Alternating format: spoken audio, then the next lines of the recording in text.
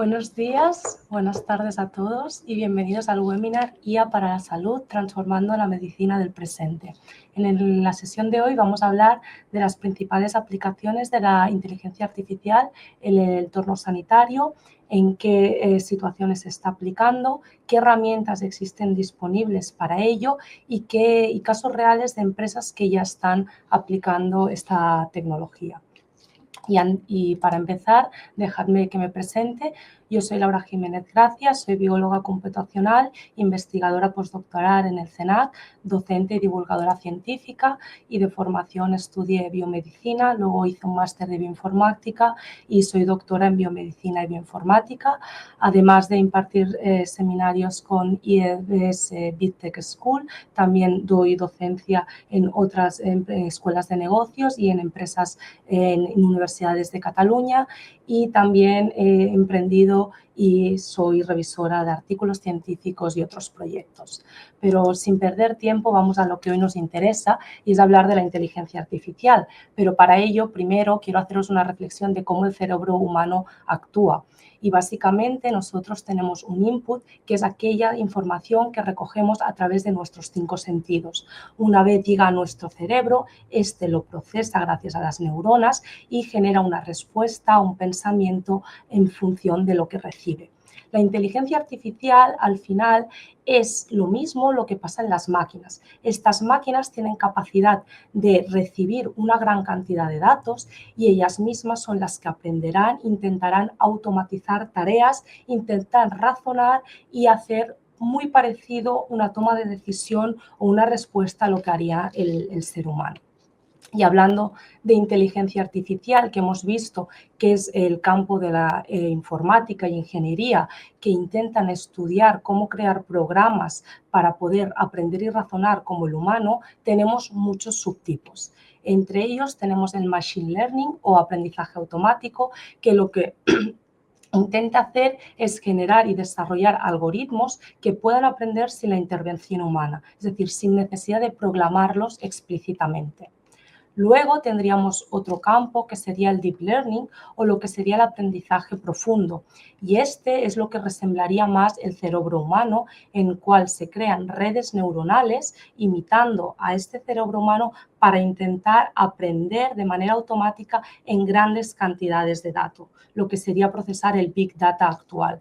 Y finalmente tendríamos el Natural Language Processing o el procesamiento del lenguaje natural, que es esa parte de la inteligencia artificial que lo que intenta es entender y poder comprender lo que sería el lenguaje de los humanos, incluso generar y reproducir el mismo. Hablando de Machine Learning, tenemos dos grandes tipos de Machine Learning de secciones y son las que vamos a trabajar luego con casos prácticos. Por un lado, tenemos el Machine Learning supervisado, que es aquel que se entrena con datos etiquetados, es decir, con datos que nosotros sabemos qué es. En el caso de la medicina, pues podríamos dar datos de pacientes que sabemos que están sufriendo una enfermedad determinada. Y destacaríamos dos subtipos, lo que sería clasificación, es decir, tener datos e intentar averiguar de qué tipos son, o regresión, de los cuales hoy no nos vamos a centrar. Y por otro lado tendríamos el Machine Learning no supervisado, que lo que intenta es obtener información de la gran cantidad de datos que le proporcionamos sin que tengan una etiqueta. En estos tendríamos la reducción de la dimensionalidad, tenemos muchos datos, tenemos que intentar encontrar, por ejemplo, un patrón en todos estos datos o diversos subpatrones para poderlos interpretar de manera correcta. Y luego tendríamos el clustering, que sería la agrupación por grupos de aquellas imágenes, resultados, patrones que sean más parecidos entre ellos, de los cuales no tenemos información. El deep learning, que era la otra parte de la inteligencia artificial que hemos mencionado, esta se basa en lo que se llaman neural networks, que serían semejantes a cómo funcionaría un cerebro real. En estas tenemos información de entrada y varias capas. De un modo tenemos el encoder, que es la capa de entrada, que nos permitiría reducir la dimensionalidad de nuestros datos. Y luego tenemos el decoder, que sería la capa de salida que nos llevaría a reconstruir nuestra información de entrada. pese a que la información de entrada tendría que ser una representación estricta de la información de entrada, no siempre es la mejor red neuronal o el mejor autoencoder, será aquel que nos proporcione una información de salida lo más parecida a la información de entrada que teníamos. La parte buena del Deep Learning es que tiene diferentes capas y contra más complejo, más datos tengamos, estas capas serán más numerosas. Y además, estas capas que funcionan como la neurona, ¿no? Nos permiten sacar información, darnos resultados, lo que muchas veces funcionan como una black box, es decir, no sabemos o es muy complicado saber exactamente qué hacen, cosa que veremos que en el sector salud puede suponer una limitación. Y dicho esto, todos nosotros sabemos que la inteligencia artificial nos rodea en nuestro día a día, pero esto también está pasando en la medicina. Hasta ahora estábamos en proceso de digitalización, pero ahora la digitalización ya no es suficiente, sino que hemos de entrar en la era que llamamos la transformación digital. Y esto en el sector biomédico, en la que la cantidad de datos está en constante crecimiento, la inteligencia artificial se convierte y se sitúa como una herramienta muy útil para poder extraer conocimiento, para mejorar la precisión y para avanzar hacia la medicina personalizada. Algunos de los casos que veremos y que muchos de vosotros supongo que ya incluso tenéis en vuestro día a día, por ejemplo, serían los relojes inteligentes, ¿no? Que te pueden medir el ritmo cardíaco, por ejemplo, o cuando vamos a ciertas compañías de seguros médicos que tenemos incluso el asistente virtual, ¿no? Que nos puede indicar un poco de qué patología estamos hablando. Pero, ¿cuál es el uso real para poderlo aplicar en el sector sanitario? ¿Cuáles son las 3 preguntas clave que nos tenemos que hacer? En primer lugar, sería ¿cuál es la pregunta médica a resolver? ¿Para qué queremos aplicar inteligencia artificial? La segunda sería ¿de qué datos disponemos? Porque, como bien sabéis, si no tenemos datos suficientes o no tenemos los datos que necesitamos para responder a una pregunta, será totalmente imposible. Y finalmente, viniendo con la idea esta del black box, que en muchos casos la inteligencia artificial es, hemos de tener muy claro cómo vamos a interpretar los resultados que obtengamos de estos algoritmos y cómo podemos luego implementar este conocimiento en clínica. Dicho esto, ahora ya sí entramos en las aplicaciones reales de la inteligencia artificial en el sector salud.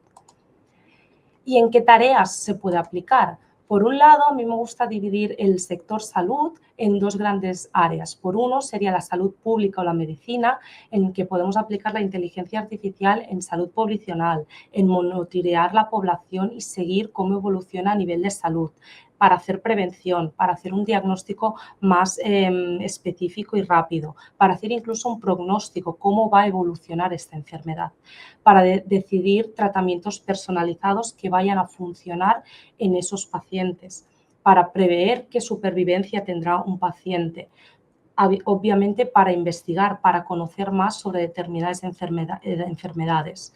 También para dar asistencia a muchos pacientes que están en casa y que pueden necesitar, o para bienestar personal, como serían los relojes inteligentes. Luego, y en otra área en la que nosotros no nos vamos a centrar, sería cómo puede ayudar la inteligencia artificial al sector sanitario, es decir, a la planificación, a la gestión, a la financiación, a la seguridad de los pacientes. Pero esta sería una parte más burocrática, organizativa. En cuanto a la salud, una de las áreas más importantes es cómo nos permiten gestionar los datos clínicos y los textos médicos. Para aquellos que quizás no sois conscientes o desconocéis, el 20%, solo el 20% de los datos médicos que tenemos son datos estructurados, es decir, datos que proveen de formularios que el médico rellena, que usan códigos determinados para designar patologías o que aportan mediciones concretas, el peso, la estatura, el índice de masa corporal.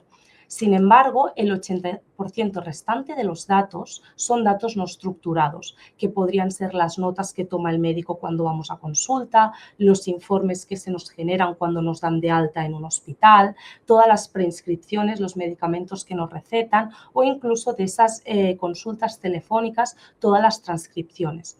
Esto es un gran volumen de datos que puede generar mucha variabilidad entre hospitales, entre médicos, entre diferentes especialidades y con información muy útil, pero que está encriptada, que es muy difícil de conseguir.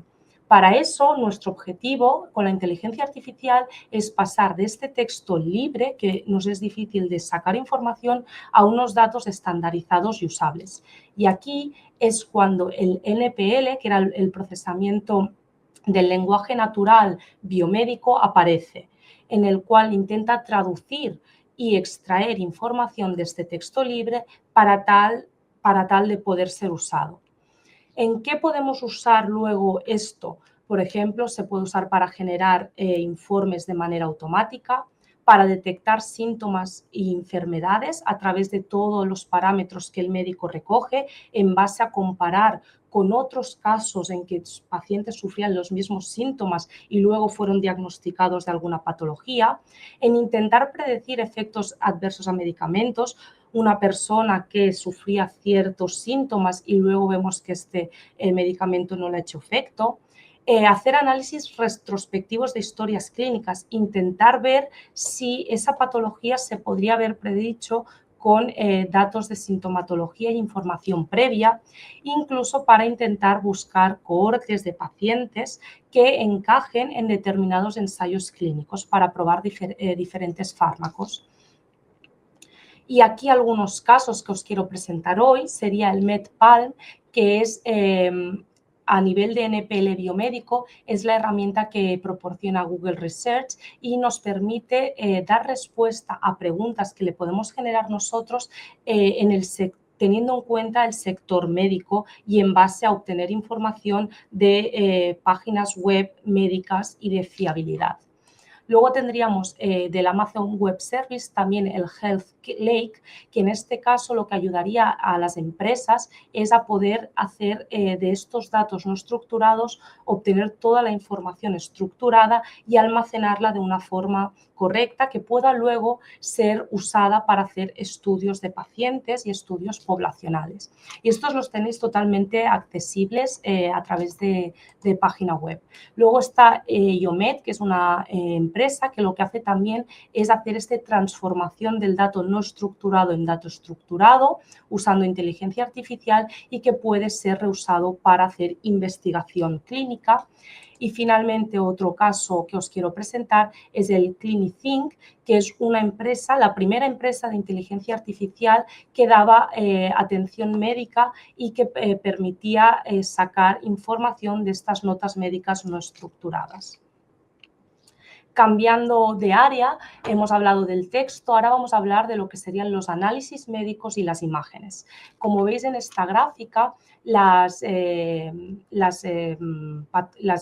análisis que más se llevan a cabo, como podrían ser MR, que es la resonancia magnética, o CT, que sería el TAC que todos conocemos, pero también hay muchos otros análisis. Estos primeros nos permiten obtener imágenes en 3 dimensiones de lo que serían estructuras corporales del organismo y las otras pueden ser ya algunas técnicas más invasivas como la endoscopia, que nos permite estudiar el interior de nuestro organismo, o los rayos X.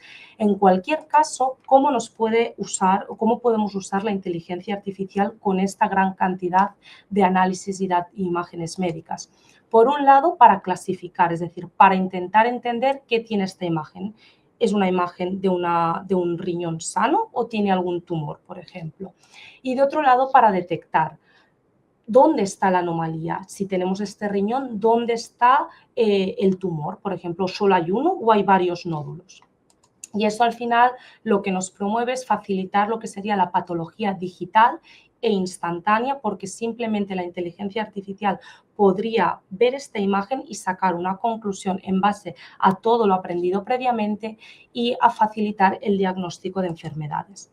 Dejarme que os ponga un caso práctico. En el caso de la clasificación, y aquí os presento una prueba de imagen que sería una mamografía, esto nos permitiría decidir cuál de estas imágenes se corresponde con una mamografía normal o aquellas que presentan una posible patología.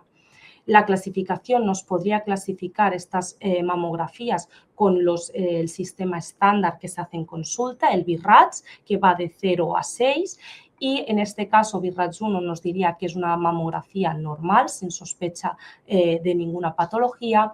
BIRATS 2 podríamos tener una cierta sospecha de hallazgos, ¿no? Por ejemplo, calcificaciones, pese a que podrían ser de carácter benigno, y en el caso del BIRAT 3 ya nos diría que hay una sospecha que requeriría un seguimiento por parte del clínico, y esto lo tendríamos de forma inmediata. No quiere decir que vayamos a reemplazar el diagnóstico que pueda hacer el médico, el especialista, pero sí que nos ayuda y agiliza el proceso.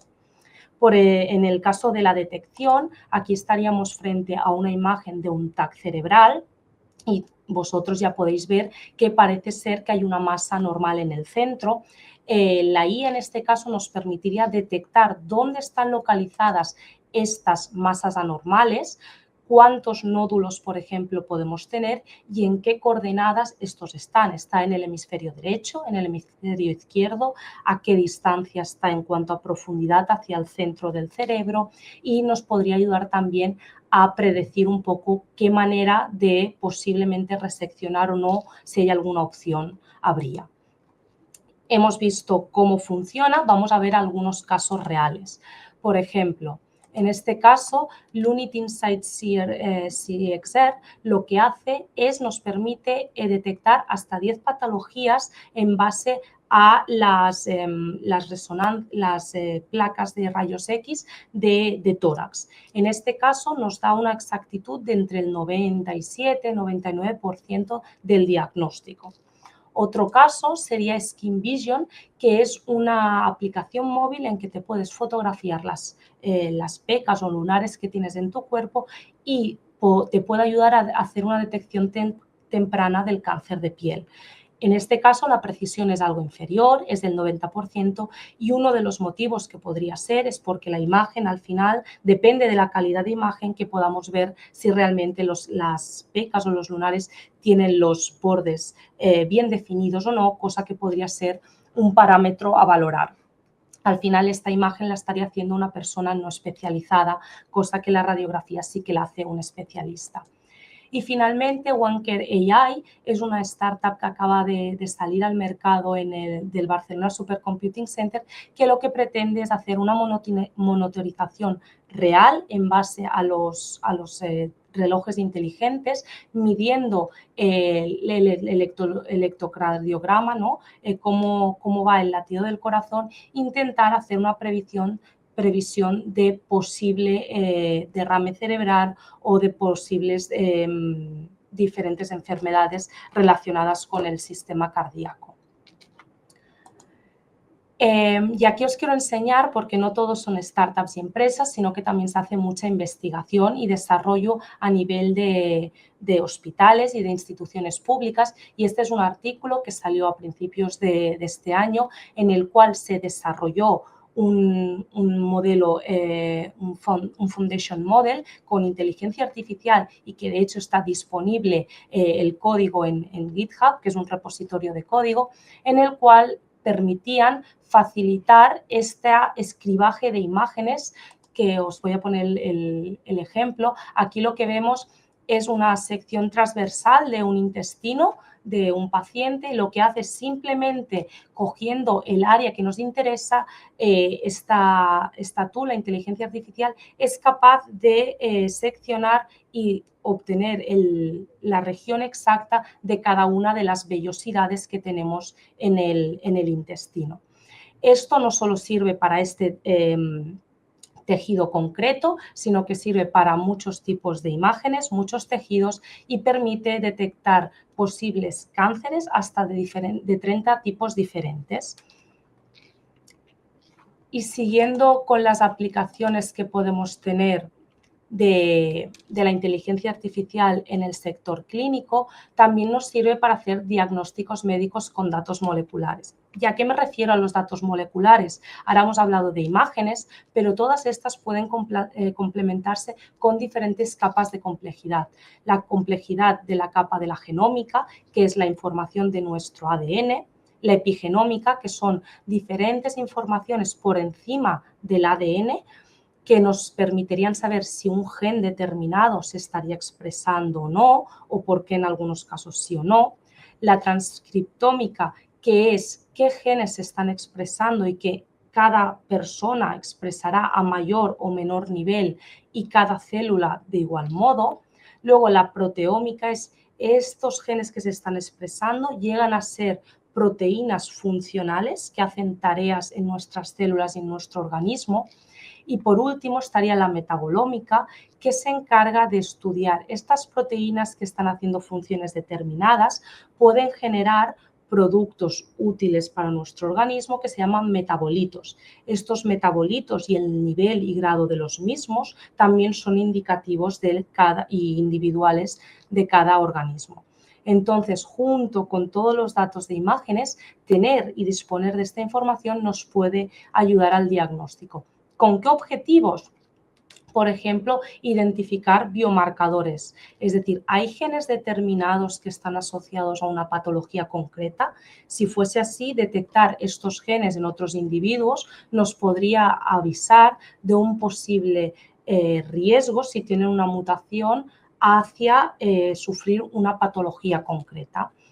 Luego, todas las patologías no son iguales. Sabéis, por ejemplo, el cáncer de mama, hay diferentes subtipos de cáncer de mama en función cuál es el gen o qué patrón está involucrado. Saber y disponer de esta información ómica y molecular nos podría ayudar a estratificar los diferentes casos de algunas patologías y esto ayudar a dar un tratamiento más personalizado.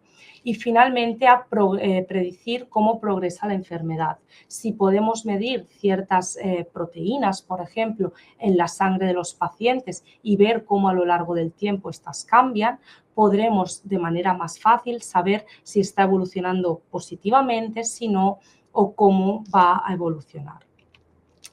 Y por supuesto hemos hablado de cómo se hace diagnóstico multimolar, hemos de dar un ejemplo, os quiero dar un ejemplo de Sophia Genetics, que es una startup que tiene una plataforma de inteligencia artificial que combina información de radiología con diferentes capas de ómicas para intentar hacer una mejor predicción y hacer un diagnóstico y una respuesta a ciertas patologías, tanto en el área de oncología como en el área de enfermedades raras o enfermedades hereditarias. Y con esto pasamos a otro de los posibles usos de la inteligencia artificial, que es el descubrimiento de fármacos y la involucración en ensayos clínicos. ¿Cómo funciona el proceso de descubrimiento de un fármaco para entender la relevancia que tiene la inteligencia artificial en este campo? Cualquier descubrimiento de un fármaco o salida del fármaco al mercado tiene una fase de investigación en que intentamos descubrir una patología concreta, cuál es el gen, si es un gen, una proteína, cuál es su motivo, qué la está causando.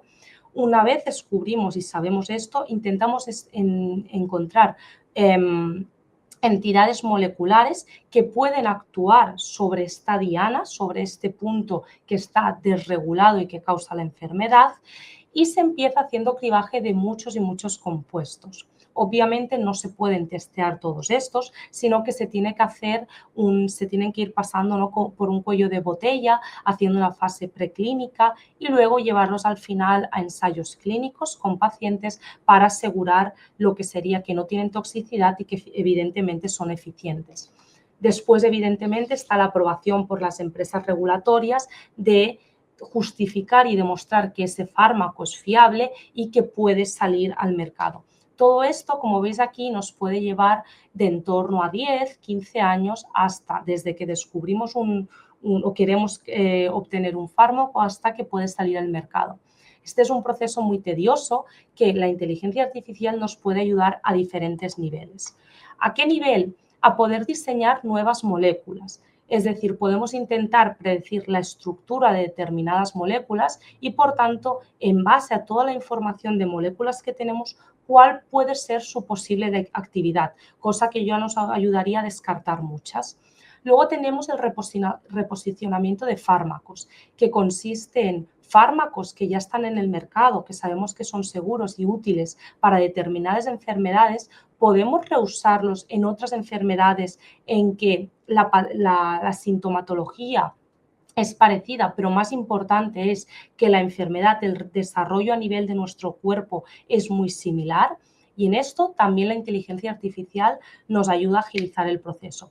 Y finalmente en generar o permitirnos desarrollar ensayos clínicos virtuales, es decir, en aquellos que no necesitaríamos pacientes reales. Para ello simularíamos modelos de enfermedad en pacientes e intentaríamos ver qué resultados podría dar en cuanto a devolver al estado basal esa patología.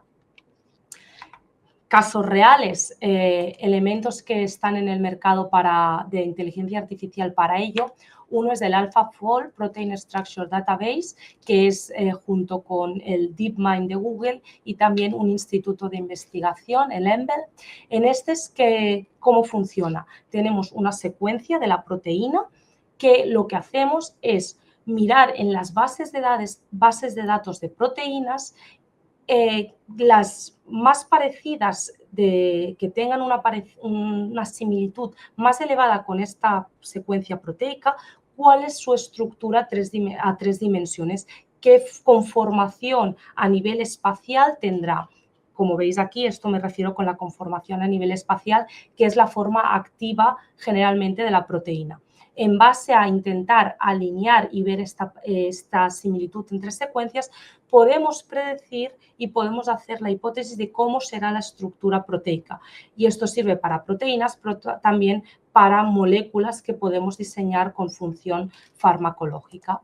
Otro caso sería AtomWise, que lo que hace es nos permite descubrir nuevas moléculas químicas que pueden servir para tratar determinadas patologías. Y finalmente Deep Genomics, esta no solo habla de fármacos, sino que habla de una parte que hemos visto, que es el RNA, que es este genoma. Cuando se expresa el gen, se expresa en una molécula que se llama RNA. Entonces, esta empresa lo que hace es usar la biología del RNA para tal de identificar posibles dianas terapéuticas y usarlo como terapia génica en este caso. Dicho esto, el último caso, y quizás el que a vosotros más os interesa o más llama la atención muchas veces, es el concepto de medicina personalizada. Al final no deja de ser dar un enfoque médico que es específico y adecuado para cada paciente. ¿En base a qué? En base a su genética, aquella información que ha heredado de sus progenitores, de su estilo de vida y también de su entorno.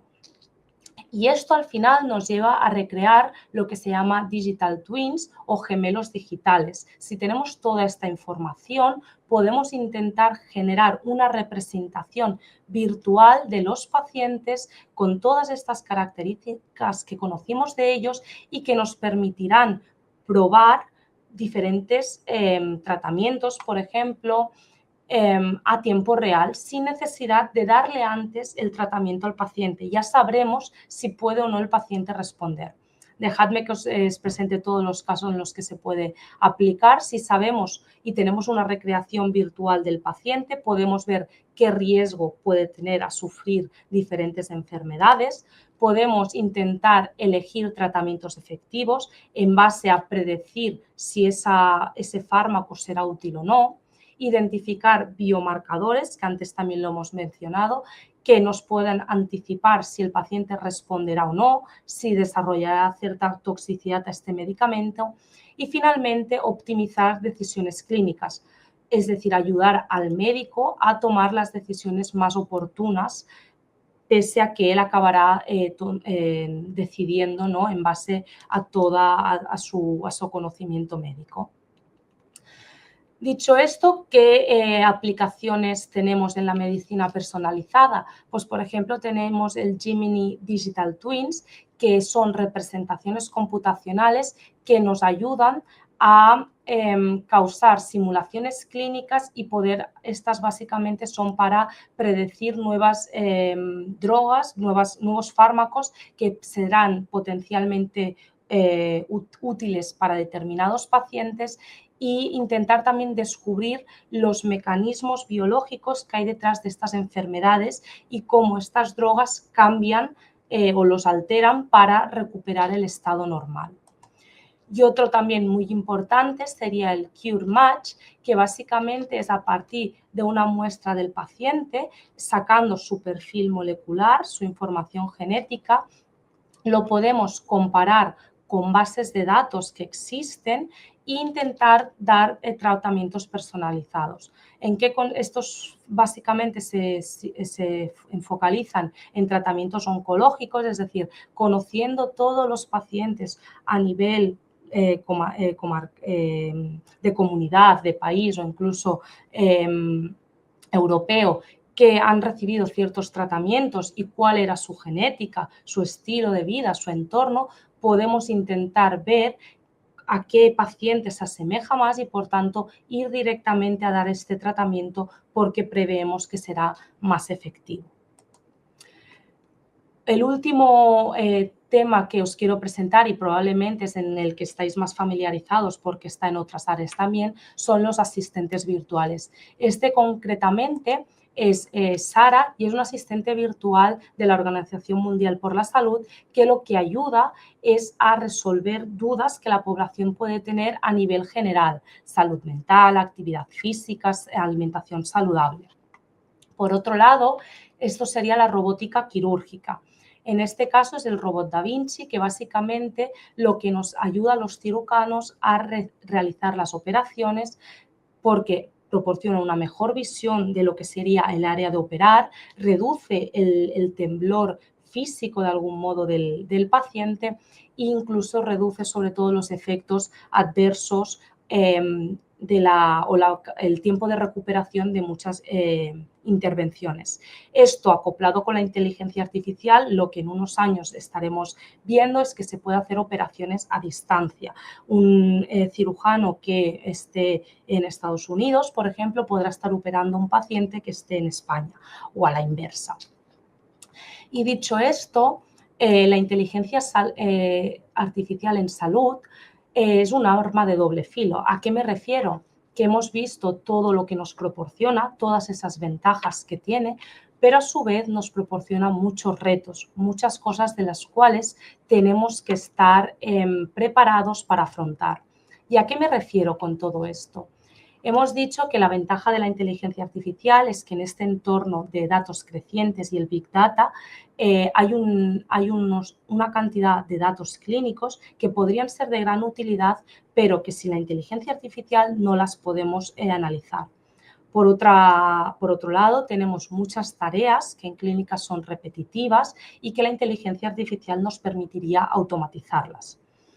Si no tenemos información de ciertas patologías o de ciertas imágenes médicas, la inteligencia artificial nos podría ayudar también a detectar patrones complejos que están subyacentes y que el individuo humano no podría detectarlos por la gran cantidad de datos que tendría que mirar y estudiar.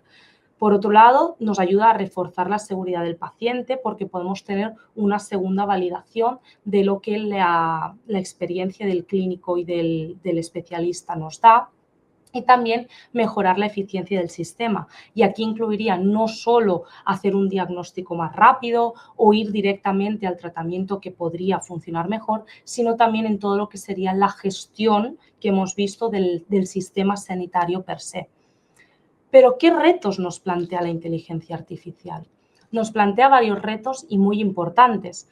Por un lado, el acceso y la calidad de los datos. Hemos visto que muchos datos no tienen el formato correcto y que, por lo tanto, no son útiles. Pero, además, ¿quién puede tener acceso a los datos de nuestras historiales clínicos, de nuestras formas? Esto veremos más abajo, que hay muchos desafíos éticos como otro de los retos. Por otro lado, hay riesgo de errores. La inteligencia artificial no es perfecta y también hay muchos sesgos. La inteligencia artificial necesita datos para entrenarse. ¿Con qué datos entrenamos? Seguramente la inteligencia artificial se está aplicando más en países occidentales que en otras áreas del planeta y, por lo tanto, los datos con los que se está entrenando son de personas de ciertas razas, de ciertas etnias. Por lo tanto, intentar predecir enfermedades en otros contextos puede suponer un reto porque genéticamente podemos presentar ciertas diferencias.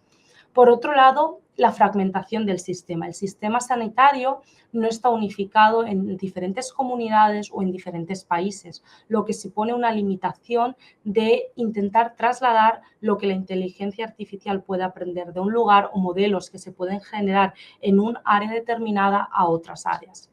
Falta de regulación. Es un campo muy novedoso que está en constante cambio y expansión y necesitamos regulaciones y leyes que soporten y que se aseguren que es segura, ¿no? Y cómo se puede democratizar de algún modo. Esto, un papel importante tienen, por ejemplo, la EMA o la FDA, que son las empresas regulatorias de fármacos, que tendrán que aprobar la inteligencia artificial para muchos de las diferentes aplicaciones en salud que hemos visto.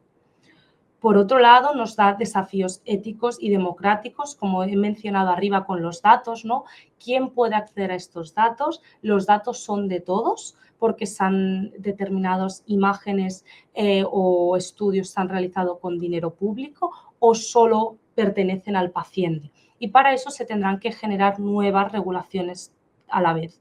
Y luego la transparencia, la privacidad y la seguridad. Transparencia en el sentido de nos aseguraremos que todo el mundo pueda acceder a esta información. Privacidad, con qué criterio va a poder acceder o no. Y finalmente, ¿dónde se guardarán estos datos? Porque supongo que sabéis, y si no ahora os lo digo yo, si tenemos información de todo nuestro genoma, es posible, a base de esta información, hacer un link con el individuo. Por tanto, necesitaremos anonimizar toda esta información y evitar que no se pueda usar con fines no apropiados. Para empezar a concluir qué hemos aprendido en esta sesión de cómo la inteligencia artificial está implementada en el sector salud y se va a implementar en los próximos años, es que ya forma parte de nuestro día a día, tanto en el ámbito médico como en el sanitario, porque hay muchas veces que el diagnóstico por imagen se automatiza, pese a que el especialista acabe de dar el diagnóstico completo, para predecir riesgo de determinadas enfermedades, para procesar las historiales clínicas, como asistentes virtuales en muchos seguros médicos. Luego, que el principal factor limitante para la inteligencia artificial son los datos, que se necesitan no solo cantidad, volumen de datos, sino calidad de los mismos. Que en contextos clínicos la inteligencia artificial tiene que ser transparente y explicable, es decir, no nos podemos conformar con que sea una caja negra en la cual no tengamos información, sino que necesitamos intentar desgranar esta información.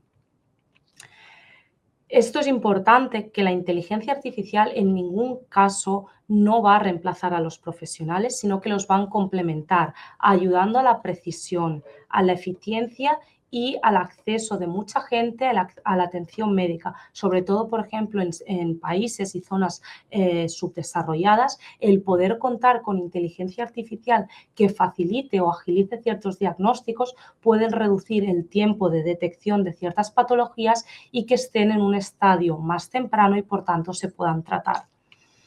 Y finalmente, como hemos visto, aunque aporta muchos beneficios relevantes para el sistema, también plantea nuevos desafíos a los cuales tenemos que abordar, tanto a nivel ético, de regulación, privacidad y ciertos sesgos que nos podemos encontrar. Y esta es una frase de Stephen Hawking que a mí me gusta mucho, que dices, el suceso en la aparición de la inteligencia artificial puede ser uno de los mayores eventos, ¿no?, en la historia de la civilización, pero también puede ser el último si no aprendemos, aparte de usarla, a cómo evitar los riesgos que puede plantear. Y con esto solo os dejo por aquí algunos enlaces de interés de la región que pertenezco, Cataluña, España, la Comisión Europea, donde se proponen diferentes programas y estrategias de cómo la inteligencia artificial se puede implementar y regulación en este sistema de salud y médico. Y con esto simplemente daros las gracias por atender. Espero que haya sido de utilidad y ahora estaré encantada de leeros por el chat y de atender e intentar dar respuesta a vuestras preguntas. Vale, voy a ir leyendo por orden. La primera, Adrián Robles nos dice: buenas tardes, ¿cuáles serían los principales retos en la seguridad en el manejo de los datos médicos y con inteligencia artificial? Creo que esto lo hemos mencionado un poco, ¿no? Al final, los retos es quién tiene acceso a esta información y, sobre todo, el hecho de procesar estos datos con inteligencia artificial, que las decisiones siguen teniendo que estar supervisadas por un especialista, que hemos de saber muy bien a veces que se producen sesgos y que no podemos creer todo lo que nos dé la inteligencia artificial. Adrián también dice que cómo se podría mejorar el uso de mecanismos de interpretabilidad y explicabilidad con la IA para prevenir el efecto de caja negra.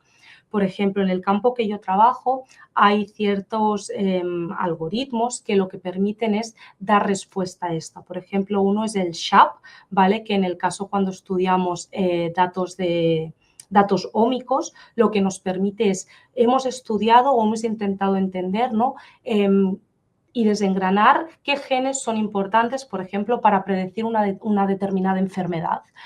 Pero a nosotros el Machine Learning solo nos está diciendo que este paciente, en base a sus datos ómicos y el modelo que hemos entrenado, probablemente con mayor probabilidad esté sufriendo esta patología concreta. El SHAP Value nos podría dar información si los datos con los que hemos entrenado son genes, intentar dar información y peso a estos genes para intentar entender cuáles son los genes que serían más relevantes para que este paciente sea clasificado en esta enfermedad. No es una solución completa, pero sí que nos permite desengranar un poco esta caja negra de la que hablábamos. Luego dice Judith, dice: gracias, a mí me interesa saber cómo podemos guiar a los médicos para el uso de IA del paciente versus busca al paciente diciéndole lo que le dijo la IA y cómo manejarlo esto humanamente y profesionalmente. Por ejemplo, yo creo que a nivel de todas estas aplicaciones, ¿no? Que el propio paciente se puede sacar su propio diagnóstico, actualmente todavía hay que cogerlo con pinzas, pero lo que sí que nos pueden ayudar mucho es hacer un diagnóstico temprano o levantar sospechas, ¿no?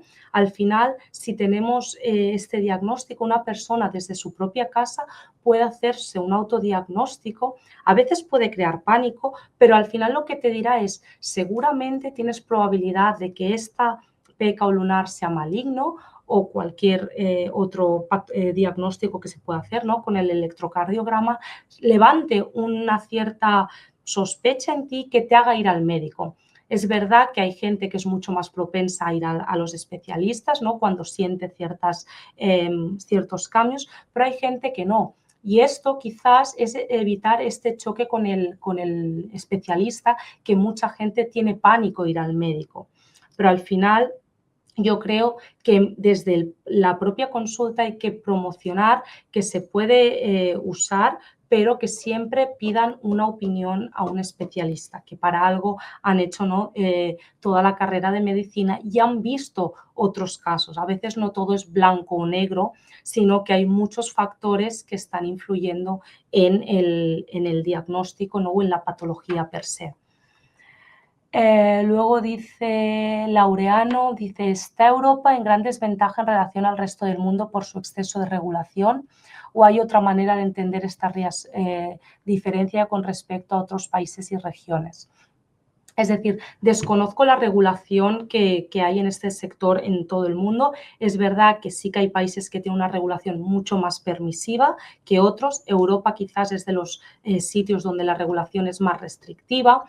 Al final probablemente se tarde más en implementarla como algo fiable, pero eso no quiere decir que se pueda usar a nivel de una segunda opinión, no para automatizarla y que haga ella automáticamente los diagnósticos.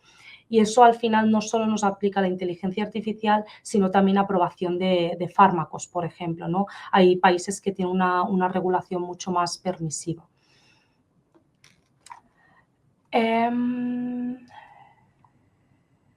No sé si me he saltado alguna pregunta porque me han ido subiendo, si no os agradecería que la dejarais de nuevo si consideráis que no he contestado alguna de las preguntas que habíais hecho. Judith nos contestaba que agradecía y que ella compartía la opinión, ¿no? Que había que aceptar que la IA ya formaba, ¿no?, parte de nuestro sistema, de nuestro día a día, y que simplemente hemos de acompañar, ¿no?, y guiar en esta toma de decisiones y el uso adecuado de la misma, tanto en consulta como en pacientes. En cuanto a Armando preguntaba si la grabación del webinar, sí, yo creo que una vez esté finalizado el webinar, si os habéis inscrito podréis acceder en caso que no hayáis empezado desde el principio y podéis revisarlo y volverlo a ver. Kevin Dusan nos pregunta que cómo se maneja el tema de confidencialidad con respecto a los usuarios. Entiendo que te preguntas a cómo los datos de los pacientes están anonimizados. Si es este el caso, yo no trabajo en clínica, pero básicamente cualquier paciente tiene un código aleatorio asignado y todos los datos y toda la historia clínica de ese paciente, siempre que se presentan, siempre que se estudian, va asociado a este código, que solo el hospital o solo las bases de datos del sistema sanitario tienen la compatibilidad. En mi caso, que hago estudios clínicos, por ejemplo, aplicando Machine Learning en datos, yo no sé esos datos de qué paciente provienen. Tengo unos identificadores aleatorios. Sí, normalmente solo disponemos de información como es la edad o el sexo, porque son dos factores que tienen una implicación muy importante en cuanto a predecir enfermedades, respuesta a tratamientos, por ejemplo, y muchas otras variables y cosas que se pueden investigar al final. No sé si te referías a esto, si no, me escribes de nuevo y lo retomamos. Adrián Robles nos comenta, al trabajar con datos genómicos, ¿puede el uso de representación por grafos mejorar la capacidad de la inteligencia artificial para entender los modelos moleculares? Te diría que todo depende de qué capas y qué información tengas. Sí, en mi caso, en algunos estudios he aplicado los grafos que comentas. Hay veces que funciona bien, pero no es decir, es como cuando entrenas un modelo, ¿no? Hay veces que te funcionará mejor hacer un random forest, a veces te funcionará mejor hacer un support vector machine. Depende del tipo de dato, la pregunta que estés preguntando, cuántos datos tengas o no, cómo de bueno sea ese dato para predecir para dar respuesta a tu pregunta, ¿no? Y al final esto te diría las 3 preguntas que mencioné al principio, que son para mí las críticas de cuando queremos aplicar inteligencia artificial, que es ¿cuál es nuestra pregunta? ¿Qué tipo de datos disponemos, ¿no? Y una vez intentamos entrenar diferentes modelos, cómo interpretamos y con qué criterio nos creemos lo que obtenemos y qué sentido le damos. Para mí esto es crítico. Luego nos dice Kevin si hay páginas o fuentes donde se puede aprender más sobre algoritmos, sobre el sector salud para tener una guía. Al final los algoritmos son los algoritmos per se, son algoritmos matemáticos que simplemente lo que le cambias es la fuente, los datos de entrada, el input que les das.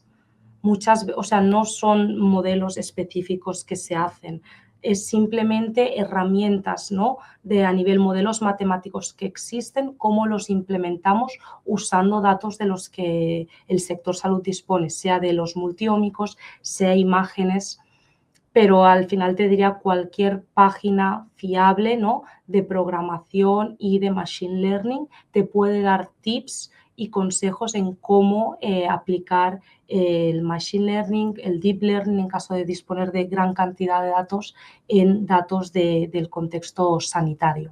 De todos modos, si hay algún curso concreto disponible y fiable, Internet al final está lleno de cursos y no te podría ahora mismo apuntar a uno concreto. Sí que es verdad que hay muchos cursos, posgrados, másters que están reglados, ¿no? Y que desde luego son una buena oportunidad para aprender, pero también hay infinidad de recursos gratuitos en Internet. Pues en vistas de que no hay más preguntas, daríamos por finalizada la sesión de hoy de Inteligencia Artificial para la Salud, transformando la medicina del presente. Agradeceros de nuevo vuestra atención. Espero que hayáis podido aprender un poco del panorama de la inteligencia artificial en este campo y, por supuesto, si nunca tenéis dudas, tenéis aquí cómo encontrarme y un placer haber compartido esta hora con vosotros.